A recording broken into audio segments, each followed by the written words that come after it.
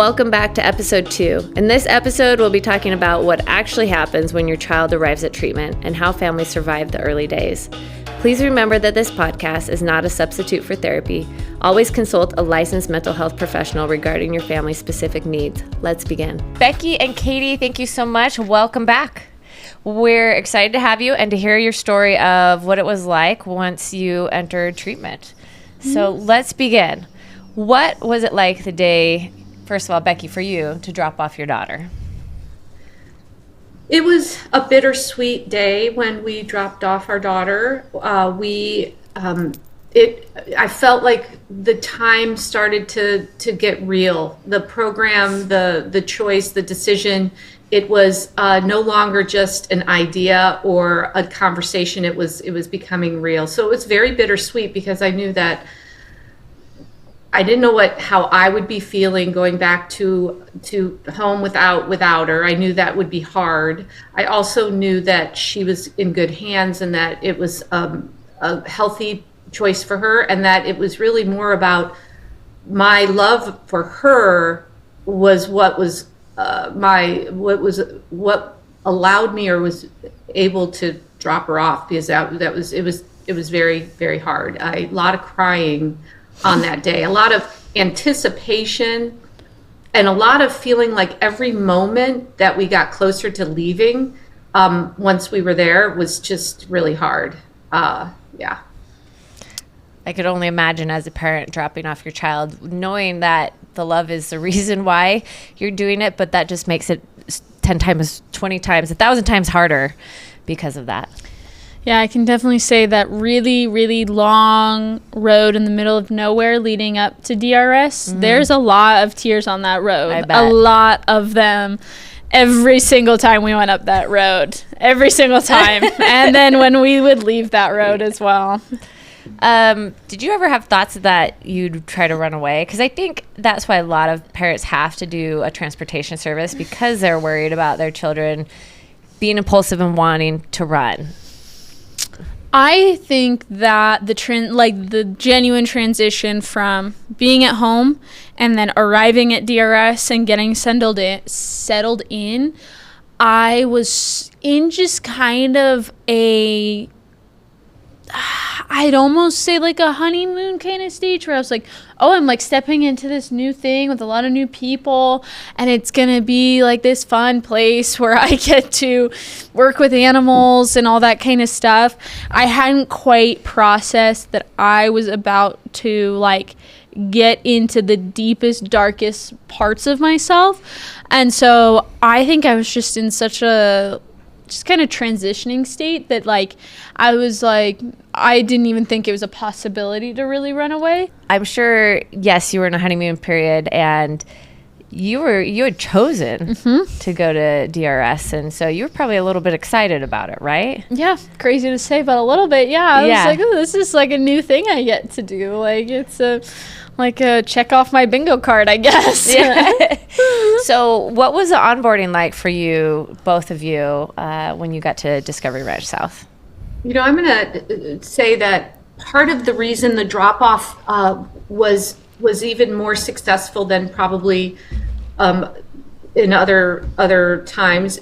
We were able to visit. So we came out for a site visit, and that is an important part of the process, I believe, so that we could meet staff and Katie could meet staff. We could see the environment.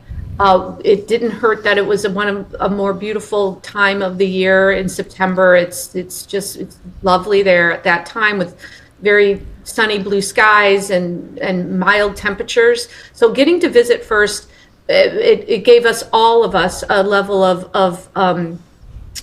of security or safety, or the feeling of like we know what we're getting into, so that the actual day that we had to leave, do the onboarding and leave, it was a bit easier because of that pre-visit. And videos and other things just doesn't do it justice. So the idea of spending the time and effort to go visit it prior, and that again is a luxury when you know that your daughter is part of the decision process. That's a luxury some people don't have if you don't include your child in the process. So onboarding was really smooth from our perspective. It's very organized, and we weren't rushed. I feel like we had as much time as we needed to, say goodbye in a meaningful way, as Katie mentioned. We were given as much kind of family privacy as we needed, and as much support during that process as they were as we needed. So I felt like it was a flexible, organized, non-rushed way to be able to onboard. So it helped that you guys were able to go and tour the facility. Mm-hmm. You had a good impression of the facility. You felt comfortable with the people you met, and it is really beautiful campus out there. I love Southern Utah. It is so breathtaking. And so I think that's important for our listeners to hear, that if you do have the time and the luxury, and some parents don't because they're in crisis and they need to act quickly, right? Or maybe financial reasons or things like that. But if you can, it definitely does help. I think allow for a smoother transition when you do go drop off your child. And even if it's just the parents that go and not the kids, that's also so important, because I think it eases the parent's mind a little bit. Yeah. And so that, and then you're able to tell your child, like, no, we didn't just send you somewhere blindly. Like, we made sure it was a place that we felt comfortable that you were going. Yeah. It's one thing to see it on the website and videos and pictures. It's another thing to meet the actual people who are going to be taking care of your child, right? That's where the true trust comes from with these programs, is meeting the people, being there in person and seeing it. So yeah. Were there times, Becky, that you had doubts? And if so, how did you work through those? Yes, of course. I mean, you always are doubting what you've decided, especially as Katie got some time there at the ranch and realized that it wasn't summer camp and that she was going to have to work hard. That her voice became louder and louder the longer. There was this like bell curve, I would say. Her voice ramped up to a crescendo, probably about midway through the program. So it's hard. You have to be very steady with your allowing your emotions to take over. So how I coped with that was certainly through the family therapy sessions and getting to see her and writing her letters and communicating that way. But I also spent that whole year having my own therapy to help me, navigate this, because it was definitely really, really hard. So I think between my own therapy and then what we received through the program helped me. Although I did part of how I also coped with it is I came out to visit her probably one time more than was prescribed, but I kind of knew at the time that it would give her energy to stay focused and keep going, because as I mentioned, that bell curve, as soon as she kind of got through and saw how she was going to help herself and got to that point, which I would say is about 6 months into the program, then it was around that time where I, came to take her for the weekend. We had a nice, very relaxed weekend where there was not a lot of expectations, right? And it gave her the energy and a pep talk to go, just you're so close, like you were so close. So that helped too. Being able to come out and see her during a time where I think she was at a point where she was feeling she was struggling a little bit. And I think that also by the fact that it wasn't per se sanctioned, I think it gave her the impression or the feeling like I still have a connection with my parent that goes beyond this program, that we are still the team, like we are still the family, And by reassuring her through action, by doing that, and I can't prescribe it to everybody, but for our relationship and for where we were, it gave her the confidence that, okay, I'm not in this alone, and we are still, it's mother-daughter against the world. I think that helped too. So those are just some tactics that I use to get myself through it. I just want to say, first off, I love that you mentioned taking care of yourself, getting your own therapy, making sure that you were managing, once you sent your daughter away and she was safe. I think parents can experience this like kind of letdown, right? And it's like, well, now what? That's when you start picking up your own pieces, because you can, because your child's safe and you can finally look at your own trauma, your own crisis that you just went through and try to say, okay, how do I put myself back together so I can show up for my daughter?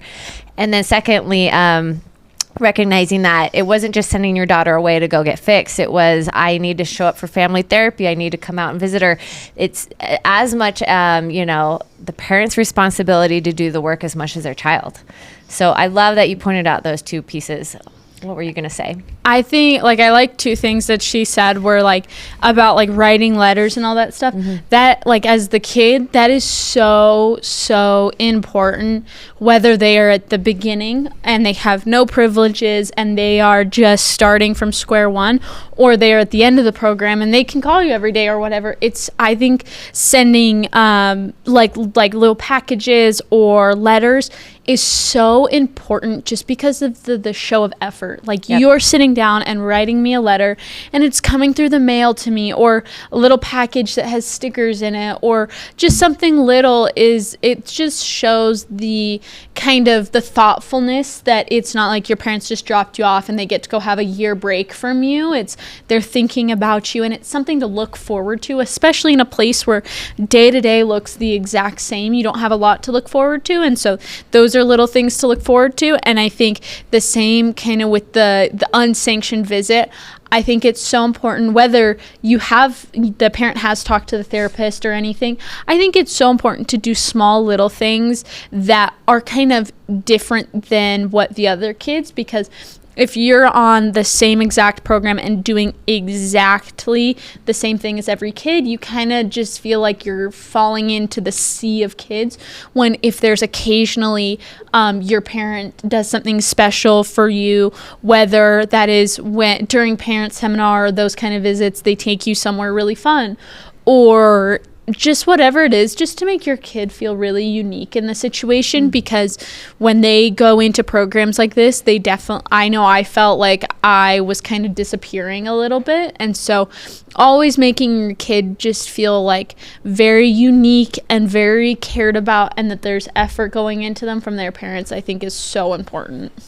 Yeah, that makes a lot of sense. Did it help when your mom or dad showed up to family therapy and talk about their own hard stuff? Did that kind of show you as well, absolutely, my parents are in this? Yeah, definitely, because it took a little blame off my shoulder, because very often you hear it's all your fault and all your problems. And so hearing my parents say, I've been really struggling with this and I think it reflected onto you this way, was very helpful to be like, okay, I'm not the only one in the wrong. There is definitely a distributed effect, and just knowing that they are there and very involved, instead of it's just you talking or you and the therapist talking. Yeah, that you're the problem, right? Yeah, exactly. It's not, and that's the amazing thing about family therapy is it's a system problem.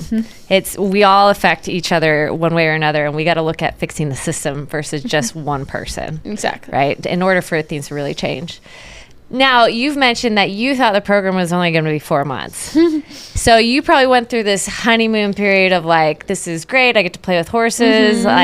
It's a beautiful campus. And then I'm going to go home in a couple months. So when did that honeymoon period end? And what was that like for you? For me, it was definitely toward the 6-month mark, or when I was really putting the effort into getting my phase 3 in the program, because I moved to my 1 and my 2 very quickly because I wasn't refusing. I wasn't being dangerous. I was just kind of following the regiment. And so I was moving pretty quickly to like up until I got to my phase 2. And I was like, oh, this might actually be kind of easy. Like I might just like get out of here. And then it was phase 3. And I was like, I just got like, I got beaten up until I could get myself back up in a sense. It was just like, I realized that it felt like I was hitting a brick wall. I was stuck between a brick wall and a hard place because I was like, I feel like I'm trying. I'm really doing what I can. Like, I feel like I am putting in my effort. I'm doing my best. I kind of hit a breaking point at a certain point, and that was when she came out to visit. Like, it was right before she came out to visit me. I just was like, I feel like I want to give up. Like, I feel like people have got it out for me. I feel like I can't succeed. I feel like I've been doing so good up to now, and then all of a sudden I'm not doing good anymore. I don't feel like I'm being heard. I feel like I'm invisible. And so kind of hitting, and that's when I got louder, is because I didn't feel like anybody was hearing me. And I was like, well, if you're not going to hear me when I'm being good and doing what I'm supposed to, I'm going to make you hear me no matter what, because I don't want to be ignored anymore. Because I'd see all these like really problem kids get all this attention, and then their actions would be consequences for all of us. Oh, yeah. And so it was just like a time where I finally the time that like my shell broke. I was like, I am vulnerable at this point. Like, I feel like I want to give up. I don't know what I'm doing wrong. I feel like I'm invisible. And like, I was like ready to stop pushing. And so that's why her coming out was so important. And it also felt like my mom saw me and like really cared. And it also just gave me a full mental reset of just being like, okay, I'm not on campus. I'm not under like constant supervision. I'm like, okay, I can take a breath. My mom says I got this. I'm going to go back. And I kind of had this refresh mentality, and that's when I started moving forward. And so when a kid is stuck there, because every kid finds a stuck, it's just, how can we help them move forward? And as a parent, if you don't have the resources to do like what my mom did, go to the therapist and say, this is what I see in my kid. She needs help. She needs something to just kind of get her over this hump. And whether that's maybe a little extra time in therapy just to kind of decompress. And so I think that breaking point was that 6 months where my shell broke. I was like, the persona that I had, my mentality just broke. Well, in all honesty, from a therapist perspective, that's where we kind of want to see all of our students, clients, people we work with get to. Where, yes, there's a point where it's like, I can go check off the boxes, I can do the things, but we want to see the real them, right? Exactly. And that takes a little bit where you have to hit the wall. You have to say, I don't know what else to do. I'm super vulnerable. My shell's finally breaking. And that's when the real change comes. Was there any point up to that you like called your mom or dad and asked them to take you home? Or I find that some kids do that, like where things get really hard and they kind of blame shift the parents, or do something like tug on their emotional heartstrings, or say something that takes a focus off you and puts it back on them. I don't know if you had that experience. I definitely, like, when I got phone privileges, I definitely was like, this is the hard stuff that's happening, and I'm not really, like, these are the things I'm really not enjoying and I don't feel like are fair. But I don't remember a bunch being like, you need to pull me, like, I am not meant to be here anymore. Like, I definitely was like, I don't know, I don't feel like I totally fit in with some of these girls, because some of them were having really bad behavioral issues. Yeah. And I was like, I couldn't imagine myself doing that, because I have such this, I want to leave, I don't want to be here anymore. And that mindset didn't go into, oh, I'm going to refuse, I'm going to run away. It was, I just need to do the program so I can leave. But there was one point when I was more towards the end than the beginning or the middle, where there was kind of, it was during my 4, where we kind of hit a block where it was like, I knew like deep down, because like once I got my 3, I was like, okay, I'm being vulnerable, I'm being genuine, I'm being who I genuinely am.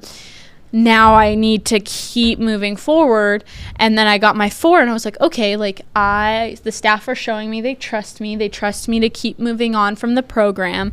But then I started hitting kind of a block again where it felt like I wasn't allowed to be myself. I wasn't allowed to be my genuine, true version of myself, which didn't feel fair, because I was like, well, that's what you guys want from me, is being vulnerable and genuine. And so I was like, I felt kind of like, again, brick wall, hard place. And so I don't think I like begged my parents to pull me, but I think it was conversations they were having on the backside, just because of kind of how I was expressing my feelings and expressing what's going on. And I definitely think our family therapist wasn't denying the stuff that was going on, being like, yeah, this is kind of something we're seeing happening.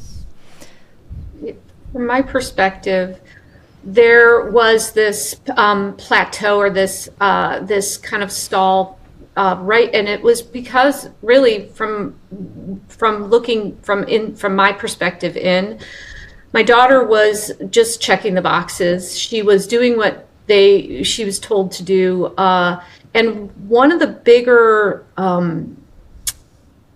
challenges that my daughter had was around the residential aspect of the program, and becoming part of the community and her role in the community. And I think that's where she is saying, like, I think I'm doing everything right, but it's just not, they have it out for me.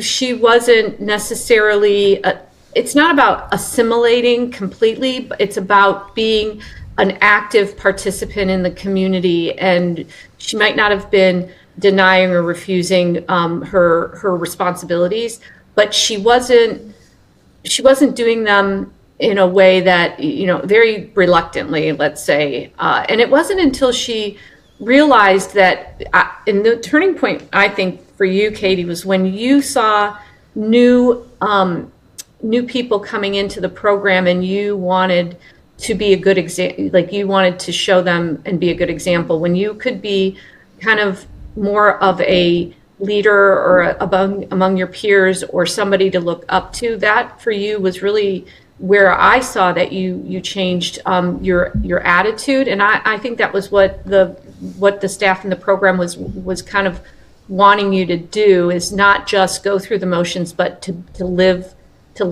them.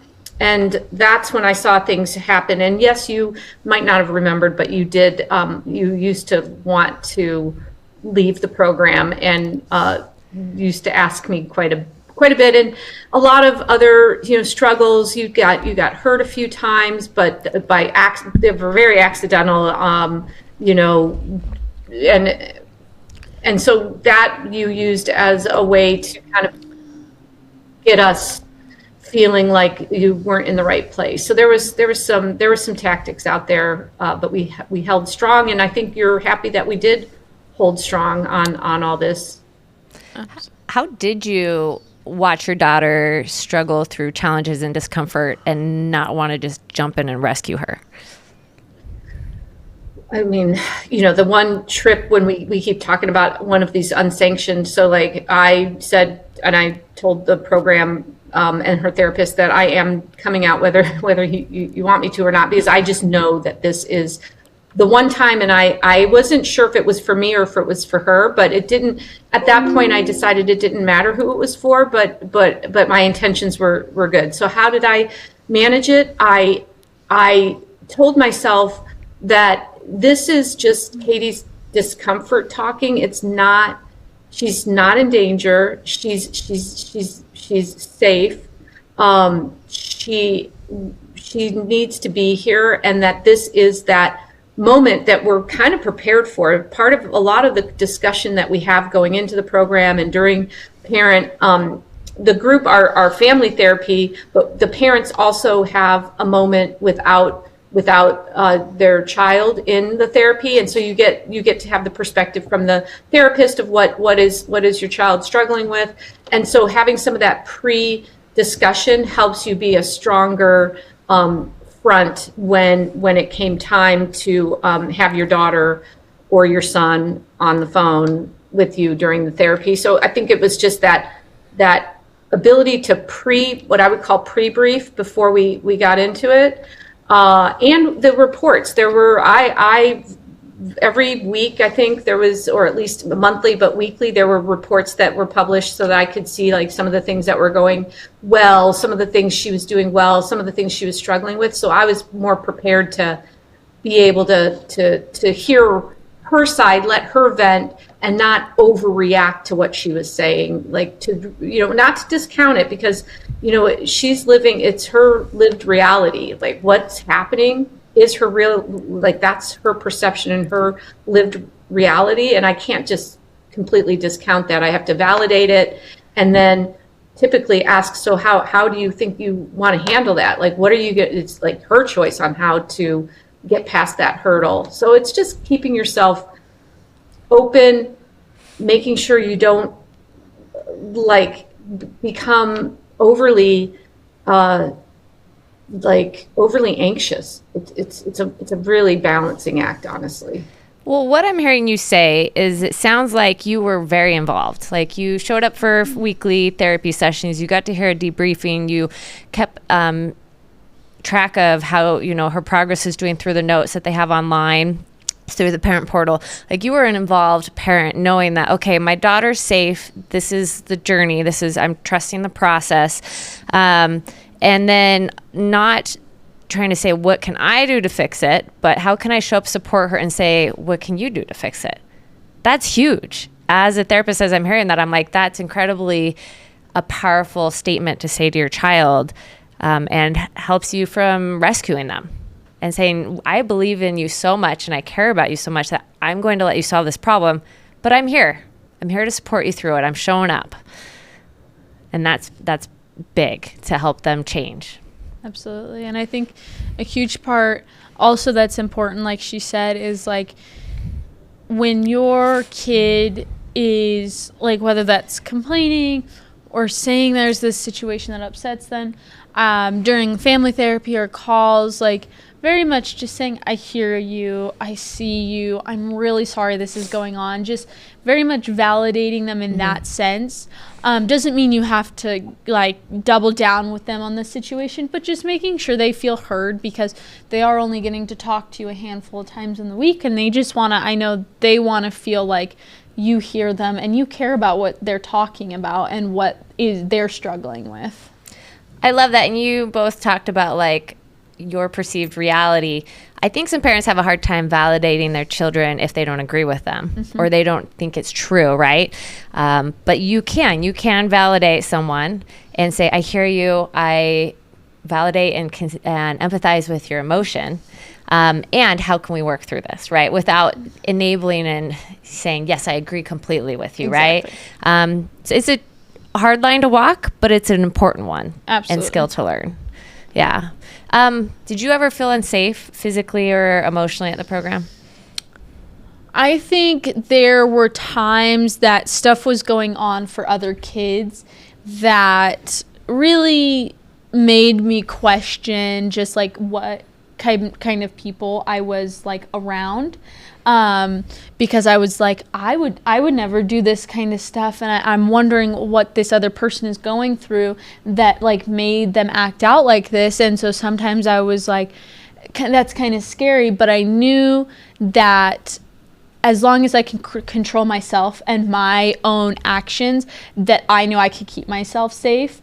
And I know that when I'm doing that, my staff are going to support that 100%. And they will do what it takes to keep me in that mindset and that space to want to keep myself safe. And I knew that was really important to keep in mind, because when unsafe stuff was going on, that's because the kids chose it, and the staff were doing whatever they could to kind of bring them back. And so I knew that my safety was good because I was choosing it.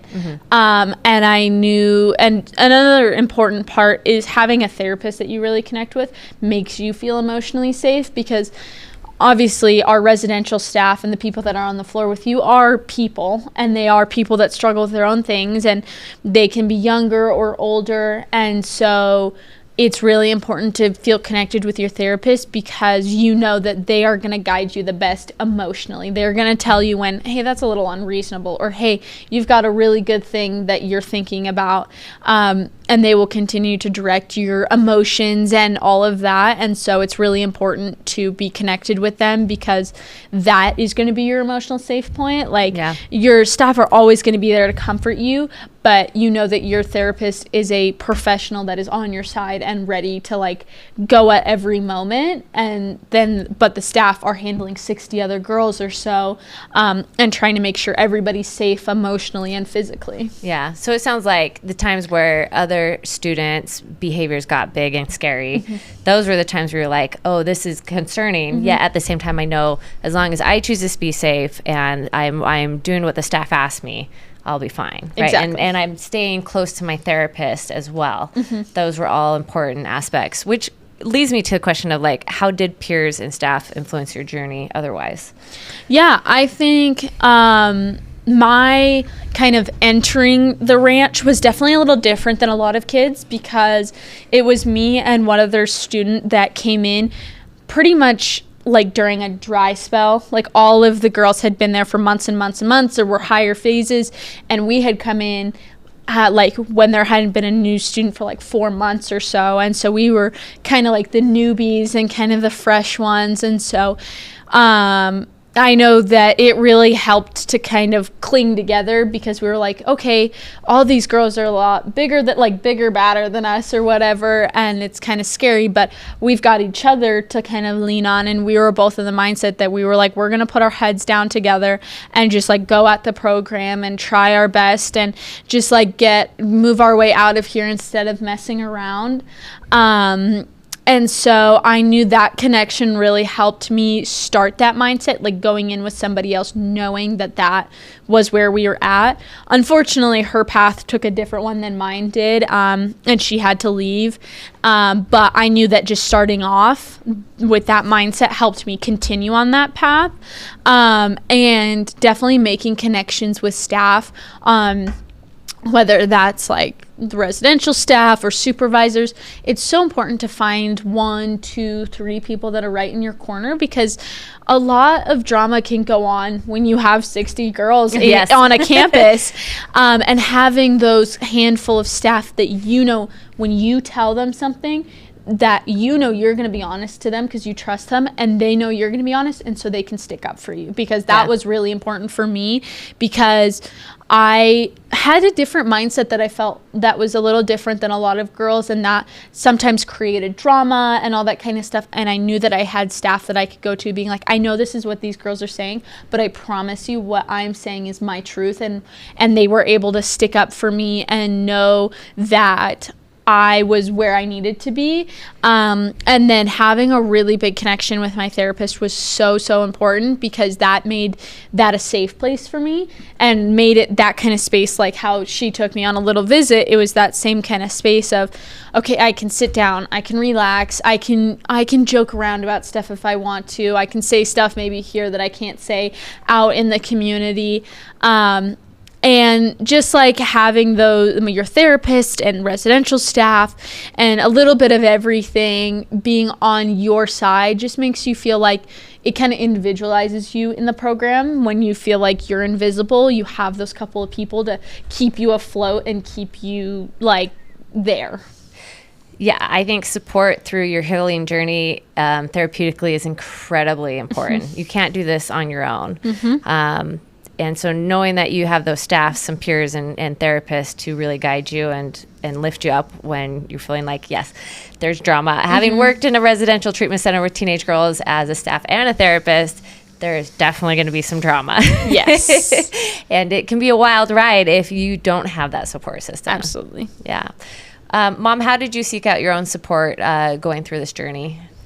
So part of what I did, certainly my own therapy, and I also talked to friends, people I could trust, who I recognized I wasn't going to be judged, or if I was in a safe place to share my what I was going through with certainly my sister, my family, but a few close friends. I sought out a few people that are within my circle of acquaintances that have had children in programs. They were very helpful to me. Other parents in the program that I met through Parent Seminar, it was nice to feel like you knew other people were going through similar challenges. So that's sort of how I coped with it. The other way I coped with it, and I mentioned at the previous podcast, we were kind of outdoorsy people. When I did come to Parent Seminar, knowing how I would feel leaving Parent Seminar and leaving her after a visit, I would always find time to spend. There's so many beautiful national parks in the state. I took trips, extended my time, and always went and did something that refreshed me, like going hiking or visiting one of the parks, because for me, that recharged me and gave me the kind of, and it was never a secret. My daughter always knew that was part of how I recover from things. And I think it also, set a good example for the ways you can take care of yourself that are in your control. And I also think that the recreational part of the program also was a safe place for her, because it reminded her of things that we did as a family, like skiing or being at Zion or any of the parks. The staff and them being able to go on those trips, I think, was that another reprieve that really helped her. And I modeled that reprieve every time I came to see her, is that we would, for that one visit, we went to Zion and we did things there. And one time we went to Bryce Canyon and so she saw that that's how I recharged. And I think it was a good modeling behavior for her too. Yeah, absolutely. I love that you talked about self-care. I think it's hard to do as a parent, but yet essential to your own healing journey, to, like you said, literally go out and ground yourself in the wilderness, and get back in touch with nature. There's so much research behind being back out in nature, how it helps regulate your nervous system and does so much for your mental health. So taking that time to find what was your self-care, that you could set that amazing example for your daughter to say, I'm going to take care of myself. I need you to do the same. And this is how I choose to do it. And then seeking out all that support through other parents, friends, people who are safe. Obviously, not everyone's going to understand your story or be a safe space to tell it. So finding those people in your inner circle who can hold safe space for you to talk vulnerably about how hard this is. Because it can feel really lonely, I think, as a parent in this situation when your child's in residential treatment. Becky, I have a question for you. What was it like being apart from your daughter? Let's start there. It was very tough, and it never really got easier. I just think it's important for other parents to know that it is difficult, and it's a daily. In my mind, it was a daily preoccupation. What is she doing? How is she doing? Looking forward to the family therapy. Like I built even though she wasn't with me, and I had a situation where she is my only child, so that put me in a position of vacant. Like there was a big vacancy, right? Yeah. I think a lot of families have other children, and then they feel like those other children have been they've had to take a back seat because the child that's in the program is taking a lot of energy and time. And so that they have that to fall into, the idea of, okay, I can focus on these other children now, and there's a lot of space for them. For me, it was empty. The space was completely empty. So I looked forward to the different conversations, the family therapy, and I did kind of use my coping mechanism, which was communicating as much as possible, even if it wasn't over the phone during the early months of the program. And it was through letters and through gifts, and just, no, I'm thinking of you. I can't wait. I was always in the family therapy session. So that's how I did it. I stayed as connected as possible without her being here. But it never got, I would say it never got easy. There was different types of hard, right? The first part of the hard was just the vacant. She's just not here. All this time I would spend with her, it wasn't that I had to, I felt like I had to fill that time. And then as she progressed through the program and I saw her doing better, and got to see her and got to talk to her more, I had this, what got me through it was just like the pride of her, of making her doing well. And then towards the end hard, it was, is she gonna stay the course? How is it going to go after? Like there's a different set of difficulties, but the good news is that whole time you're being kind of coached and helped through the process with the staff and the therapist. So that's kind of how I saw it from my side. No, that makes a lot of sense. That it would be harder because she is your only child and you have that kind of empty nester syndrome, or feeling that you're going through. When did you start to notice signs of growth or change? I do think we've talked a little bit about it. It seemed around, whether it was around 6 months. I don't know if it's 6 months or just finally her mentality flipped to, I'm not checking the boxes, I'm doing the work. And when I saw her taking pride in being a leader or among her peers or somebody for the newer students to look up to, that gave her a little bit more of a purpose. And she realized, I think also at that same exact time, she realized, wow, it's working. Like I am feeling better. It is. So it was definitely genuine. And so all of that sort of hit her kind of at the same time, which happened to be between like 6 and 8 months into the program. And that's where I saw her. Really, the phone conversations were lighter, were more positive, were good things that were happening, not talking about all the things that she might not have been enjoying. It was all the good stuff, and a lot of I just saw her a lot of pride in different accomplishments she made, like in the being able to be the medicine distributor for the ICU manager cows. for the cows. Oh, okay. Yeah, absolutely. So as she got more trust and responsibility, that really fueled her change. It really ignited her change, and I could see it, and it showed up certainly in just her body language on the calls we would have for family therapy. You could just see she was lighter and happier, and then just the direction of our conversations were usually a lot more, wow, look at what I got to do this week, versus, oh, look at what was taken from me or what privilege I lost. It was more of like the positive stuff. So that's what I saw. It sounds like it went from external to internal, right? Like rather than what's not fair and happening around me, it turned inward of, look at what I'm doing, what I'm accomplishing. I'm feeling empowered, confident, right? It turned inward. Yeah. How about for you? What were the most helpful things that you learned?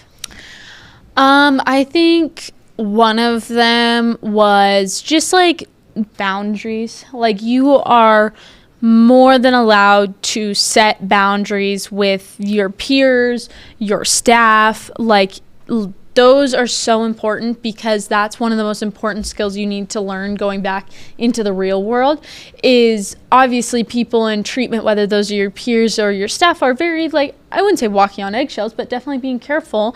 But people out in the real world aren't going to be the same way, and so you need to be proactive about saying, these are my boundaries, this is what's okay and not okay. If you're not okay with this, that's fine, we can walk away. Like that, I'm not going to be offended if you're not able to do what I need in my relationships. And so I think that's such an important skill to start practicing in treatment, because you have people around you that are like, that will praise you for starting to create boundaries, and you will know that it's a good thing instead of negative reactions. And I think that kind of goes into friendships in your program, which is, I think a lot of girls need to hear that it's okay to end friendships in your treatment, because I know for me, it's like you feel pretty limited who you can be friends with and who you can't be, because you have a limit of people around you.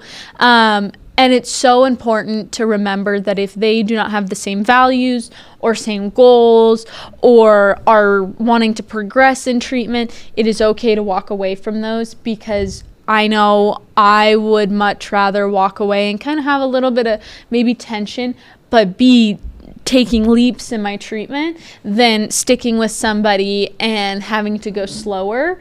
And so it's okay to be a little selfish in treatment, because it is about you. It's about who you want to become and who you want around you. And so it's okay to make decisions that benefit you, because you need to learn that is just what is going to set me the best way. And hopefully, if those people are true friends, either they will try to kind of switch your guys' friendship to accommodate how you want it to go, or they won't be upset and they won't be mad, and they will just be like, okay, like that's all right. I understand you have something else you want to go for, and that's all right. And it's just so important to remember that, like, treatment is about you and creating the best version of yourself over anybody else, because it is your future, it is your life that you want to and like learning that in treatment is so important. And it's helped me excel now, is realizing not to dictate my life around others, but very much what are my goals and how am I going to get there. I love that you just came full circle, because in our past episode, you were talking about trying to fit in, feeling lonely, finding friends that finally included you, no matter what their standards were, going along with their standards, which got you into addiction, not holding boundaries, right? To the 180 opposite, to I need to have boundaries. I'm okay to let go of people that aren't a good influence in my life, even in treatment. I don't have to be friends with every single girl in the program, especially the ones that are struggling, right? Exactly. You can be there and support them, but you don't have to let them influence you, right? And to learn that you need to focus on doing what's best for you so that you can get out of addiction. You can be in true recovery, and surround yourself with people who are going to help you succeed in that recovery. Yeah. And I think it's so important, if you're trying to impress anybody or trying to stand out, it should be to your parents and to the people that are in your real life, your real family, not to people that are temporary, like friends that are in treatment or just normal friends. It's so important to impress and to do your best for people that actually matter and not people that are temporary. Wow. I mean, that just, again, shows the progress you've made, because your mom in that previous episode was talking about how you left when she came home from the day of breast cancer surgery to, I'm showing up for my mom now. I'm there for this relationship is now my top priority. I mean, that just shows you like what incredible recovery you've made. What would you like to tell a new girl who's starting her first week? I would like to tell her that it's okay to be really emotional, because no matter how much the other girls want to seem very concealed to themselves and very have it all together, every single person was at that point, and you need to feel those emotions or else they're going to last longer than you want them to. And it's okay, even though you might be coming from a bad relationship from your parents, it's okay to miss them. It's okay to want them back in your life, because that was a constant. Even if you weren't in a good standing with them, they still were always there. And it's really important that you know that you can lean on somebody, whoever it is. You need somebody, because like addiction like takes your legs out from under you, and so you're still growing those back and and learning. And so leaning on somebody is so important. And it's okay to be the new person. It's okay to be struggling, because you need to feel all of those things to be able to just keep moving forward. And the sooner that you can be genuine and vulnerable and caring is the sooner that you are going to see progress within yourself. I love that. How about for you, Mom? What would you tell a parent who had just made the choice to enter their child into treatment and drop them off? I would say just trust your decision and try to surround yourself with people that can support you during what's going to end up being some of your difficult months, but that you trust your instincts, trust the fact that you put your child in a place that's going to help them and keep them safe. This part of the process, going through treatment, is some of the most emotional, vulnerable, and hardest parts, right? This is where oftentimes those walls are broken down. You are left pretty vulnerable. You have to look at yourself in a mirror, all of yourself, the good, the bad, the ugly, for both parents and the child, and really ask, like, what do I want to change? And change is hard. Your brain fights wanting to change. Our brain's like the path of least resistance. It likes to do the easy things. So you have to basically overcome that challenge. And you guys have shown an immense amount of progress and how far you've come just from hearing your story in these last little bit that I've been able to talk with you. And I'm excited to hear in our next episode what it's been like since you left treatment and have moved on, because I think that's, like you said, Mom, a really scary part of, okay, what happens next? We've now made a turnaround, but can we keep it, right? Are we going to keep this trajectory? So thank you again for showing up today. I look forward to hearing the rest of your story and be able to hold space for you to tell it. Thank you. Yeah, thank you.